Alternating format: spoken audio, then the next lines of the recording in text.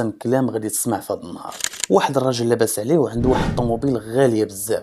بلاصه الطوموبيل حدا جوج ديال الشباب كانوا واقفين، وواحد فيهم قال للثاني شوف على طوموبيل شحال واعره، هادو هما الناس اللي عايشين. هذاك الراجل الغني سمعوه ويرجع عنده قال ليه انا عايش غير بكلوه واحده، واش نعطيك الطوموبيل ديالي وتعطيني الكلوه ديالك؟ هو يقول ليه داك الشاب لا لا شكرا. وعاود قال ليه انا ما عنديش الاولاد وما كنولدش، تبغي نعطيك فلوسي كلها وتعطيني غير واحد من ولادك؟ هو يقول ليه كيفاش؟ لا لا ما بغيتش شكرا. وهو يقول ليه واحد الكلام كان درس في حياته، قال ليه انا راضي باللي قسم لي الله، حتى انت ارضى باللي قسم لك الله. بسم الله الرحمن الرحيم.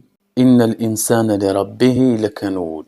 والمعنى ديال الآية أن الإنسان كينسى النعم اللي رزقه الله وكيبقى يحسب في النقم، ما عنديش هادي وما عنديش هادي، مع أنه إلا حسب النعم اللي فيها والحوايج الزوينة اللي عنده غيلقاها كثيرة وما غيساليش. بخلاصة ربي كيعطيك 100% رزق وممكن يوزعهم ليك، مثلا 10% فلوس و20% في الصحة، 30% راحة البال و40% وليدات. ممكن الواحد ياخذهم كلهم في الصحة وما يكونش عنده الفلوس، وممكن الواحد ياخذهم كلهم في الفلوس وما يكون عنده لا صحة لا اولاد لا راحة البال. داكشي علاش ما تنساش ديما قول الحمد لله.